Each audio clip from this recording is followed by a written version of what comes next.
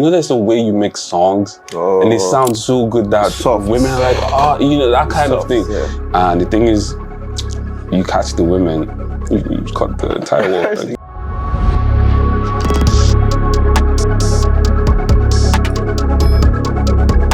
Yeah, ladies and gentlemen, you're welcome to Pulse Breakdown, and we have a very, very special guest with us today, one of Nigeria's most talented, phenomenal producer. Ladies and gentlemen, welcome, Tempoe. But bro, what's up now? Shout out to Pulse. How you doing? Shout out to my guy. Finally get to see you. Like you've been, like, you know, like I wasn't sure what you look like. Really? I swear. Like I follow you on social media, so I know your Instagram, right, and everything. But I was not sure, like, if I saw you in person. I don't know if I would. But you saw me, you knew, no? Yeah, I knew. Like, I mean, I would know. That's how it is. When you see that on back of Prado, I know. Okay, this is my. There's an aura. There's an aura. Yeah, the aura.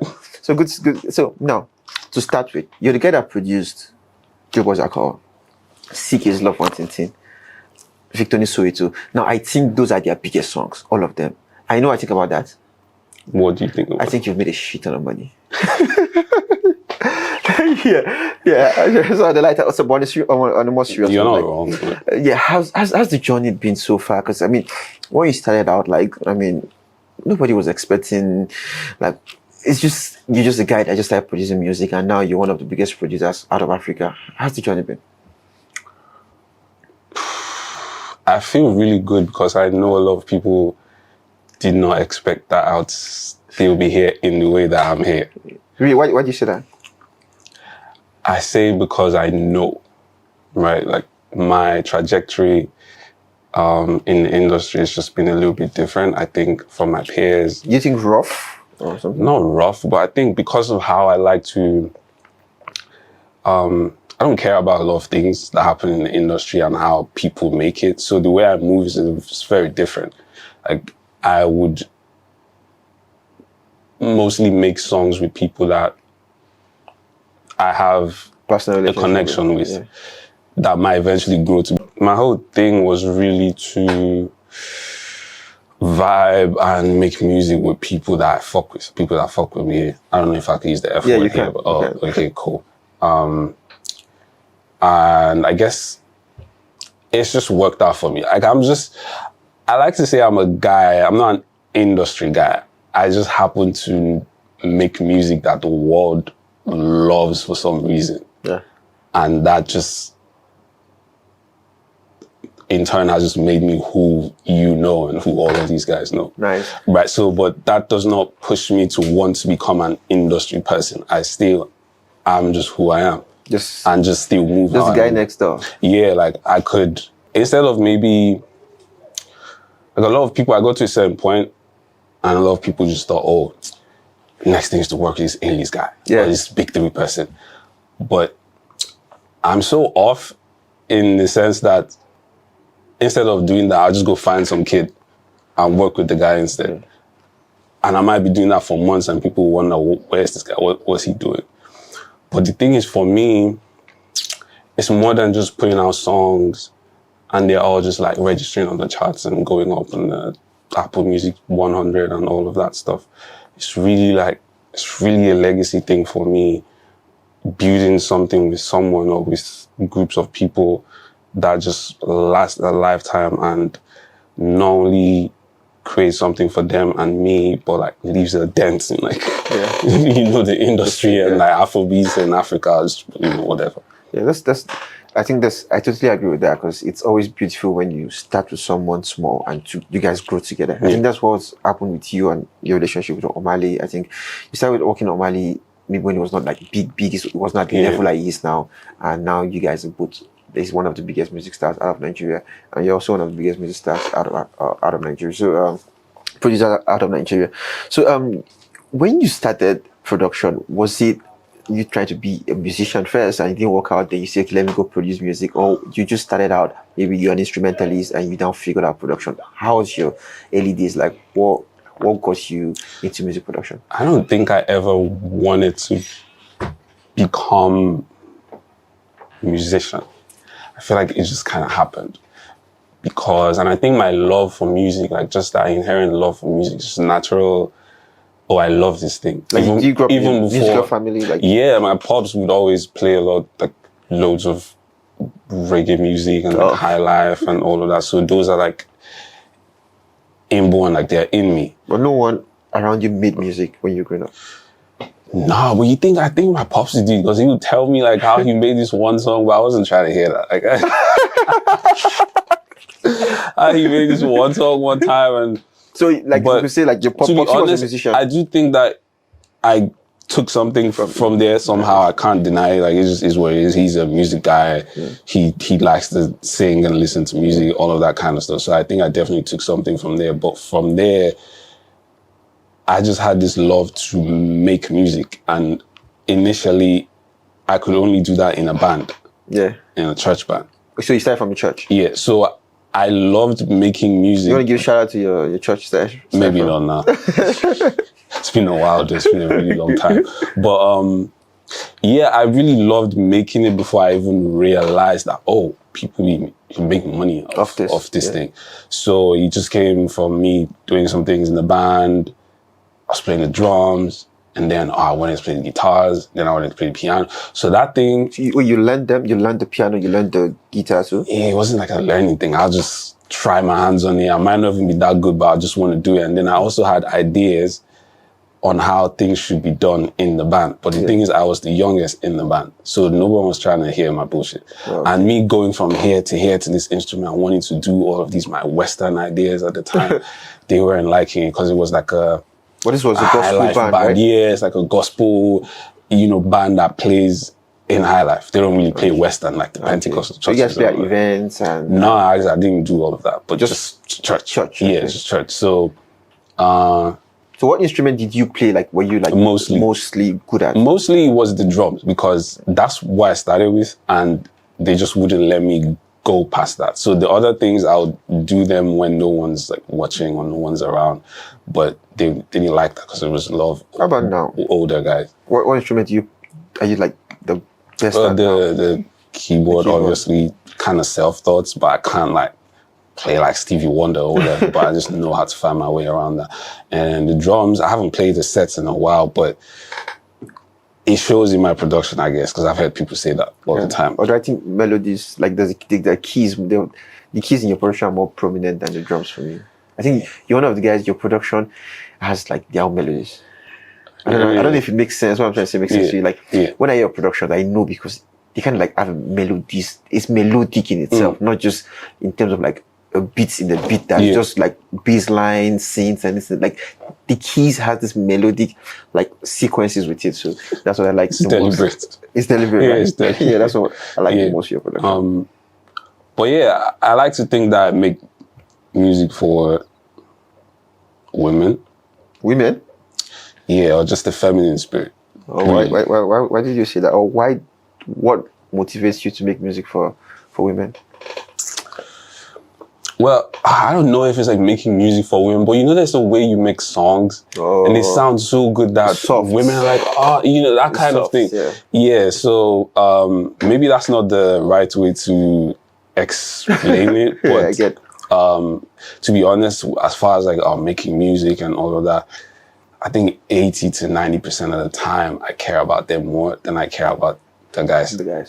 Because... So that plays on your mind, like, I think the women who love I think it's just instinctive. It's not, I don't even think about it, because that's also what I like. That's what I like to do as well. So like, if you give me a song now, you give me a song, maybe you made it with someone else, and I really like it, and I feel like, I could do something to this.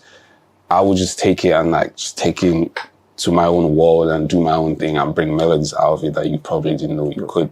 So that kind of thing. And it just always touches women. I don't know.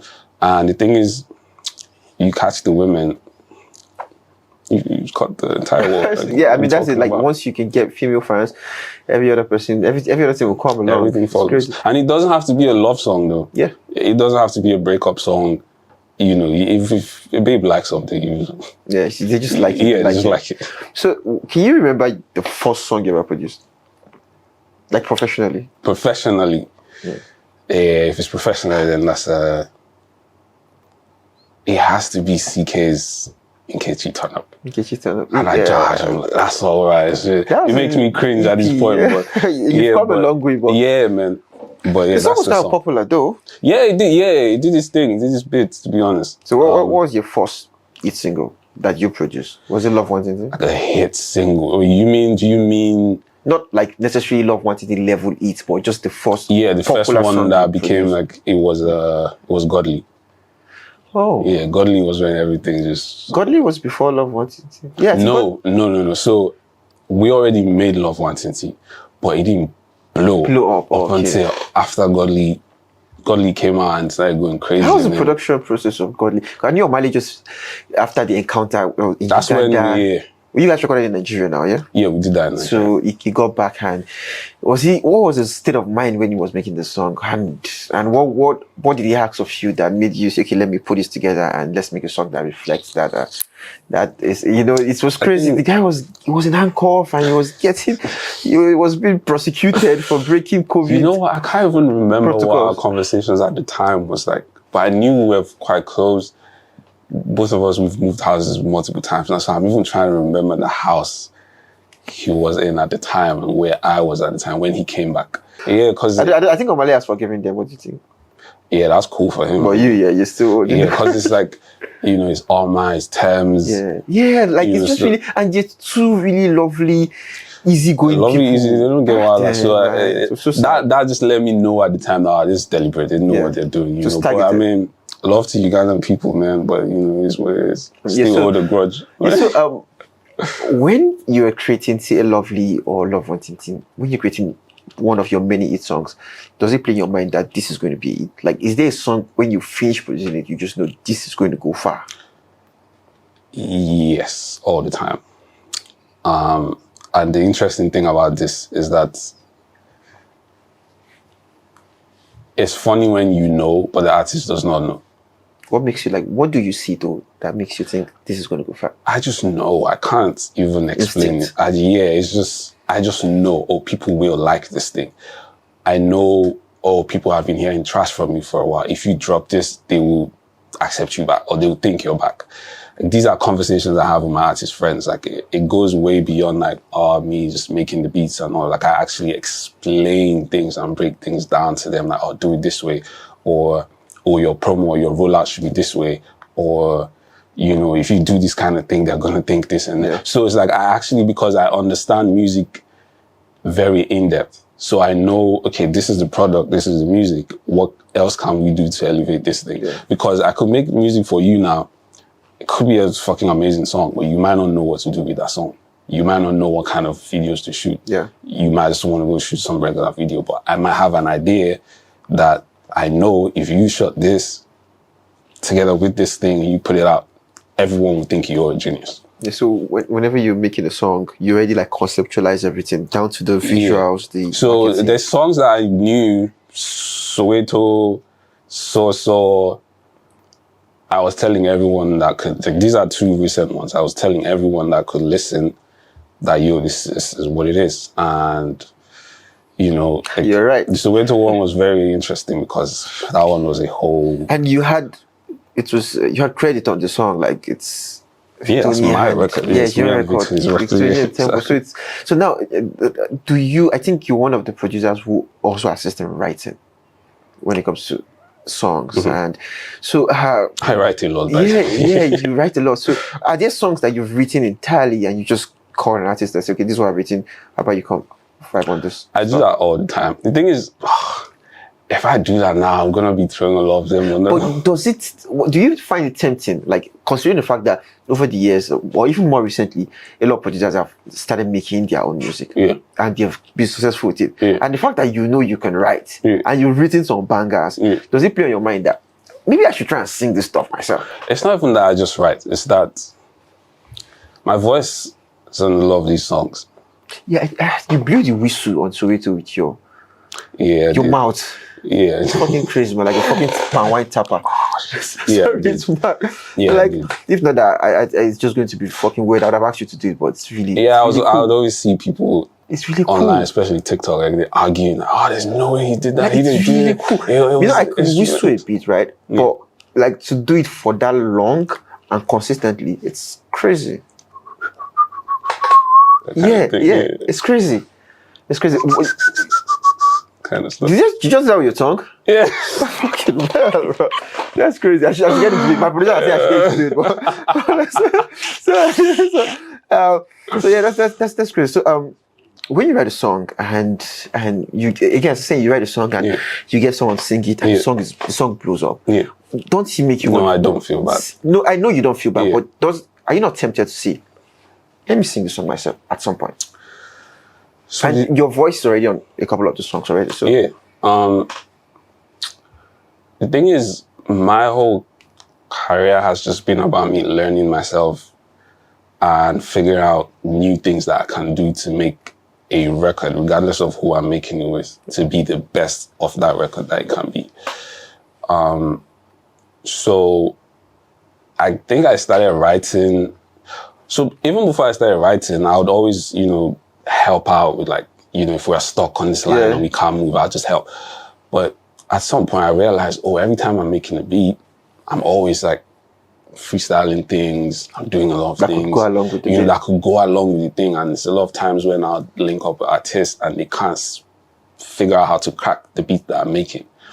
So you just them what you how come why don't I just record these things, put them down, hear how they sound and all of that. So I started doing that maybe a while ago, and I started recording myself. I was like, it sounds cool, it sounds really nice, and I started playing for people. And since then, I've just been doing a whole 360 thing, depending on the artist, the song, where sometimes I might have the song recorded, and then I'm gonna have you come re-sing the thing.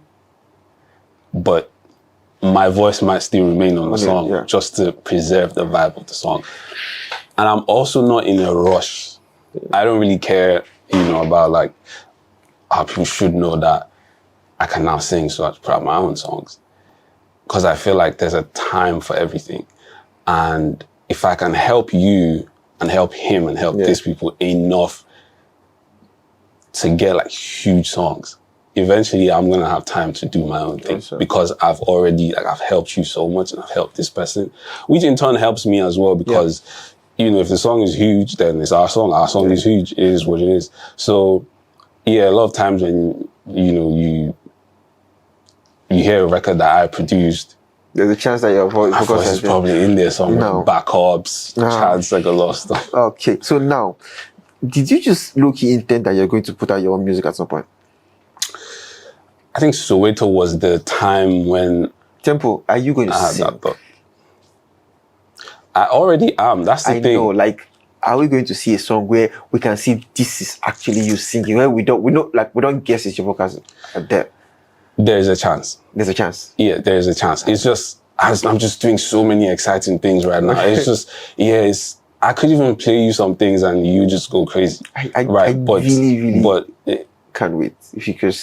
And even just me collabing with these guys, all the guys I collab with, and finding out how my voice merges with theirs very easily and figuring that out, it's just so exciting for me. And I think after this wave, there's a possibility that might happen, but I don't think I'm crazy about it though. Yeah, I think you should do it if you're a part of you want to do it. I think you should do it. And sometimes I feel I'm too rich for that. Too wealthy for it. Especially when what you're doing now is giving you everything you possibly could have ever wanted. It's man. What's one song that I should play or that listeners should play that has your voice in it, that maybe is the one that has the most notable part of your voice in it? Do you want to tell us?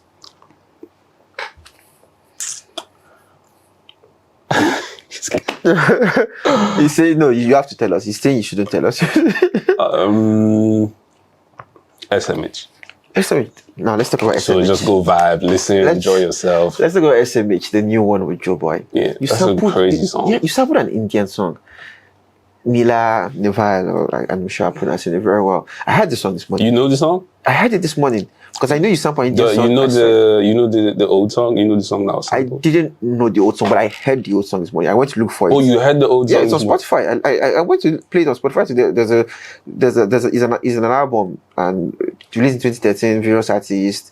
Actually, it was released way before 2013. Yeah, it was used in a. It was uploaded in some Indian TV show, very old, like maybe I don't know, 80s or 90s or something. Crazy. But it was uploaded. Yeah, it was uploaded then. 2013. Yeah, I heard it. I was like, "This is really cool." Then you up the tempo. You had like a bit of Niger vibe to the. Just like, what? How did you stumble on the song? On the song you sampled? I mean, it's just research, bro. Sometimes I go crazy on research, and that's why I understand the science of music to a T, in a way that a lot of artists that I even work with, they don't understand it. Sometimes the song might have to come out and do what it does, and then they'll be like, oh, I see what you're talking about.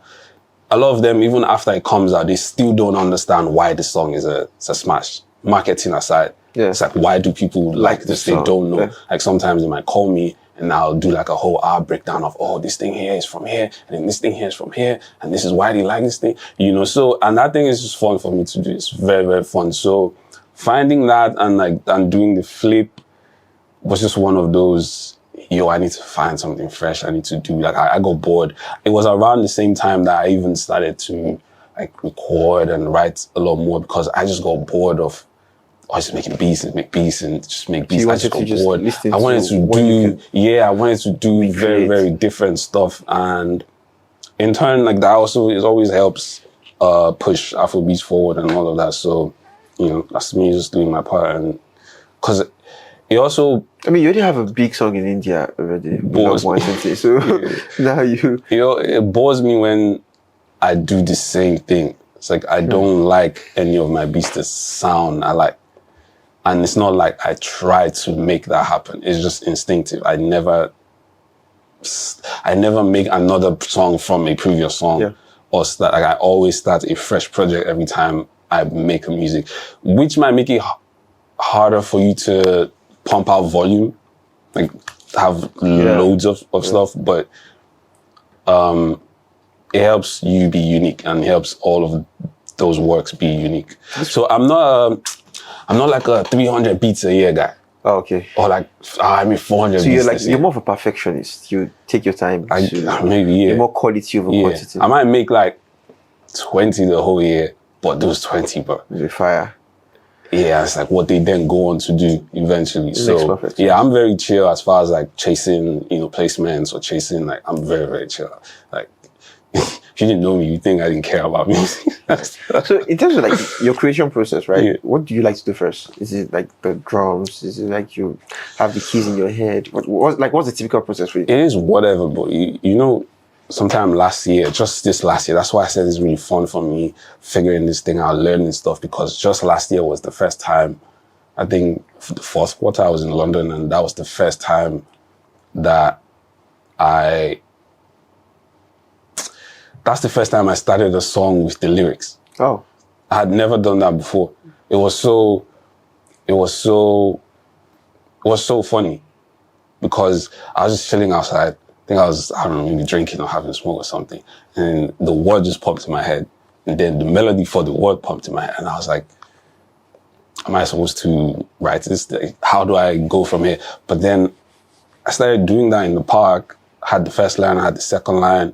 And I was like, the first two lines were so crazy that I was like, oh, I have to finish this. It's like when Vitoni did Color Your Brokoto, no good this, no good that. I was like, bro, you're not going anywhere. We need to finish this. You just freestyle that stuff first, then you guys have to go from there. Well, the beat was already there. I'd done the beat already, and he obviously liked it. And he did the Color Your Brokoto, no good this, nobody they draw me like a bono. And it just stopped there. And I think he started having a hard time. That's why we had to do I say color.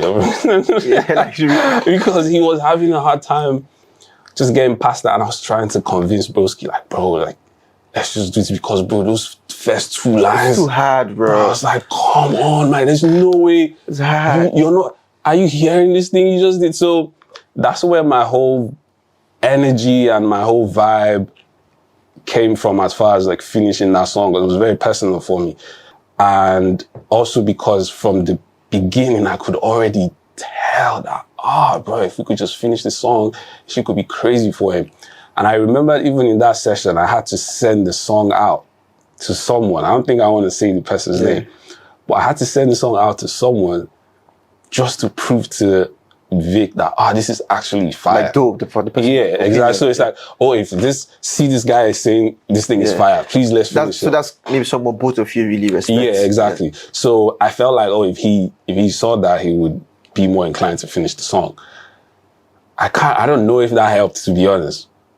So that was where... You guys did finish the song, and we finished... It's one of your biggest hit songs. Yes, one of our, but I had to like really, really step in to like, help with like writing, which I'm proud of, and I'm proud that it happened that way.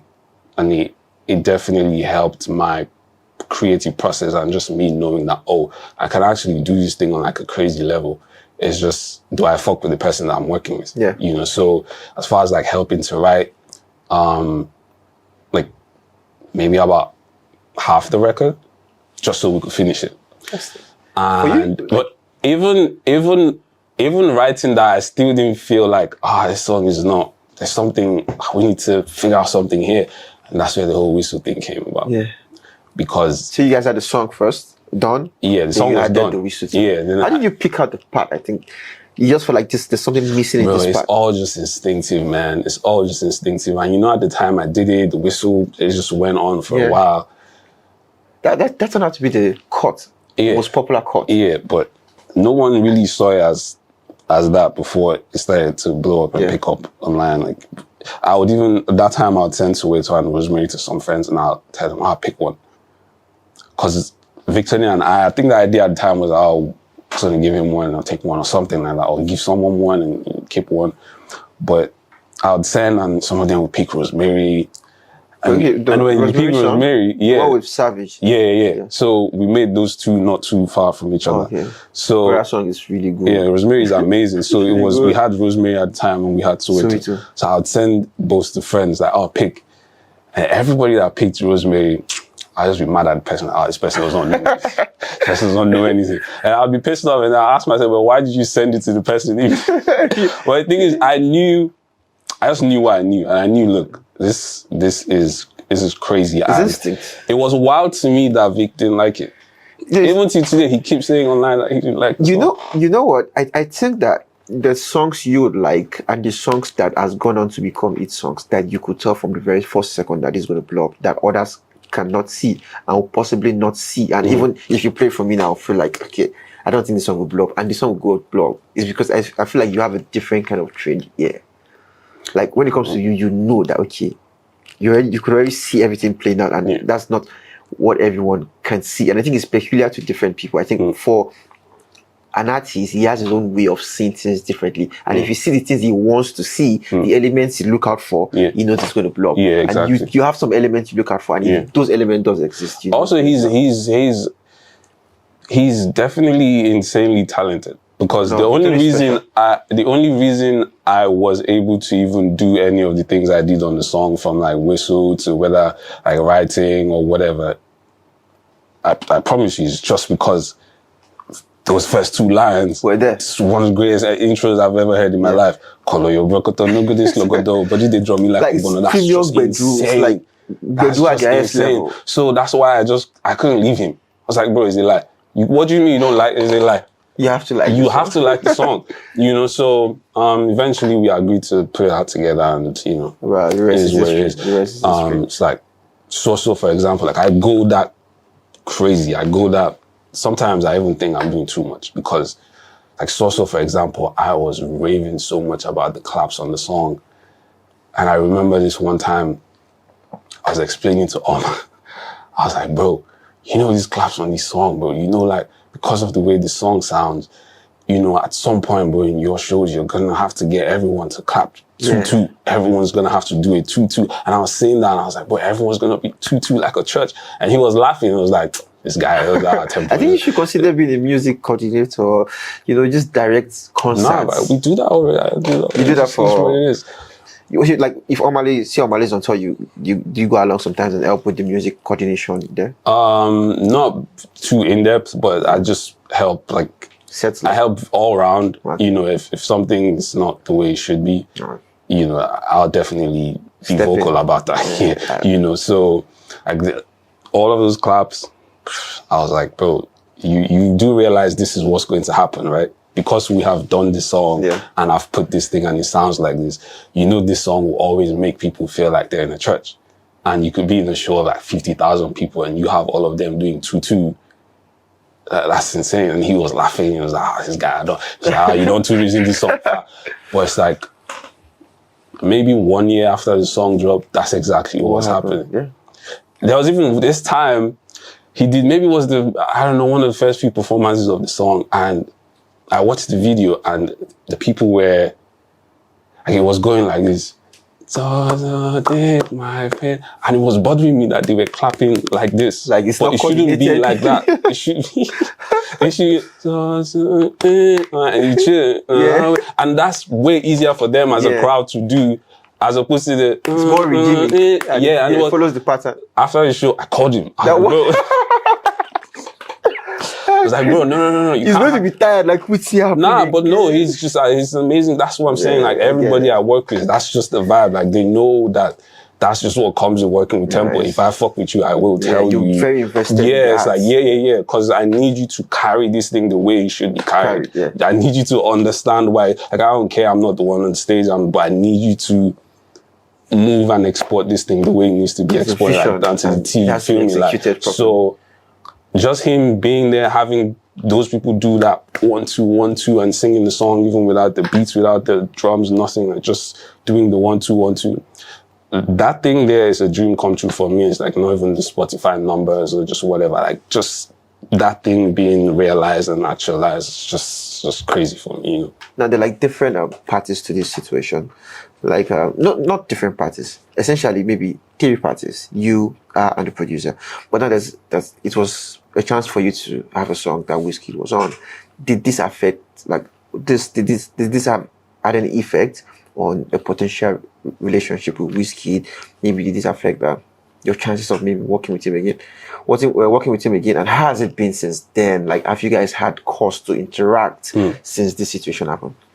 Well, to your first question, I don't think so. I don't think he harmed anything, but also I can't speak for some other person. Yeah. You know, and how they feel about the situation, because he also probably really loved the song and, you know, just felt like, why did this thing go down and all of that.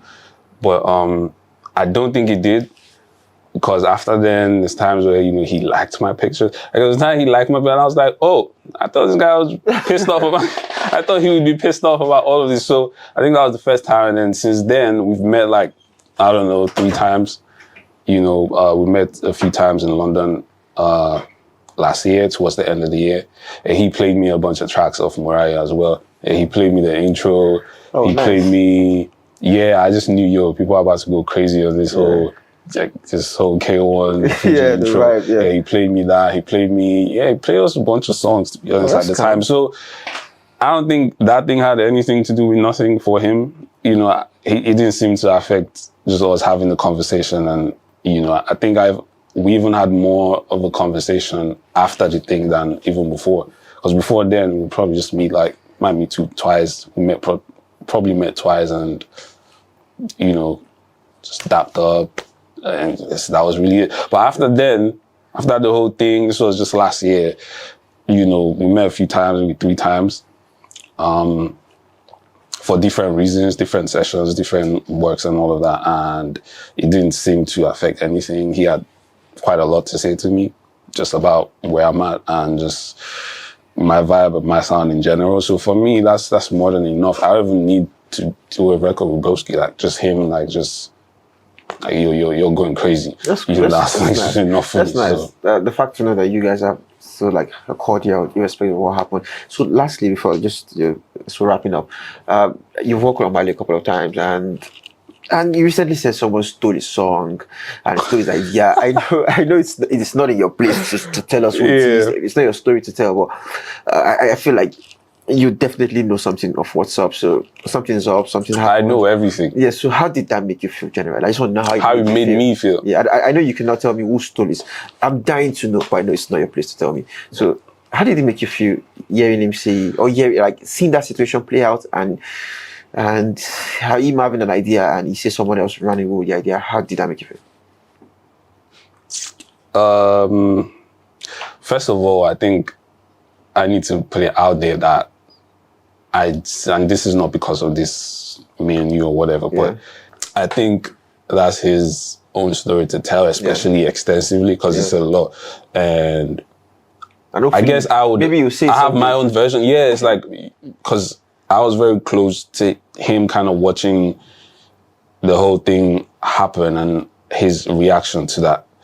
And I was like, oh, this guy needs to, this is not even something that some other person has to tell him. Like, he needs to tell people at some point about this thing. And then, you know, whether or not he does that, I think eventually people will want to know. And I think I might be in a good place to say and explain and just enlighten people. But onto how made you feel? Onto how it made me feel. Well, to begin with, I feel maybe you have an impute in what was stolen. Nothing. So nothing in this industry shocks me anymore. Okay. Like taking this, someone doing this, you know, none of those things don't really shock me anymore, because I feel like I've had enough of those to even build like some form of immunity against that, to not bother me too much, and to also understand how to move. So seeing, especially what it did to him and even the album, it didn't feel nice, because you guys really did have to start the album afresh. Yeah. I mean, there's a few songs that would still make it on there, but bro, if an album's almost done and I have to remake it with you, like go in some other direction and just do some new things because of something that happened, I'm just not going to be happy about that. I can imagine. And that was kind of what happened. We had to like regroup, come together again, and like switch things up, which right now we're happy we did that. We're happy that happened. Everything just happened for a good reason. But just prior to that, like seeing him the way he was, I think that probably was the first time someone, maybe, I don't know, he got something taken from him, something like music, something very artistic like that. So seeing him be that way, honestly, we had to talk a lot as friends, and I had to like, yo, we need to get past this, we need to move past this. I understand. But if for me, I was like, bro, you can't be moving like this, bro. Like, you can't be, like, I don't send on release to anybody. You feel you trusted too much. Yeah, well, yeah. He's a very genuine guy. And I feel like sometimes he's too genuine for the industry. And I have to tell him sometimes that, bro, you can't be this nice and just be this way and oblivious to what could possibly happen if you're just too sweet and too genuine, and, you know, you're just showing too much love. I can imagine. Sometimes you need to bring that Potakot. You need to bring that Potakot OT along, man. But that was what happened. He was obviously very trusting, shared what he shared, and, you know, I don't know what happened after that, but, you know, what came out, and he personally, he felt like, yo, this is my shit. And, you know. Well, now let's talk about your own shit. Like, what should we expect from you next? You just dropped a song with Joe Boy. Are you dropping a project? What's up? What should we expect from you in 2025? Too much music, bro. Nice. It's a lot of songs. And we're beginning with this one. There's an EP there. There's an album there. Crazy. Actually, there's an EP there. There's 2 albums there. Crazy. So it's about to get very crazy. Your own stuff. Well, yeah, with other people. Everything all together. I've got 1 EP to give you guys. I've got 2 albums to give you guys. Nice. with different people. So, and a couple of singles here and there to shake things up. So, yeah, I'm very excited about 2025. Actually, 2025 into 26, I'm very excited. Crazy. And we're definitely eager looking forward to that. So, Tempoe, it's been really, really wonderful chopping this up with you. You've said a lot, you've given a lot of insights, and I know like this is going to give like viewers, like your own fans, consumers, a different perspective of who you are. Like, the face, eager looking forward to that. My guy, thanks for pulling up, man. It's nice to meet you, man. Nice to have this conversation. Yeah, we'll link again when you drop your project. You guys come my house. Definitely. Definitely. All right, guys. Thanks for joining us. Till next time. We're out. Love my people.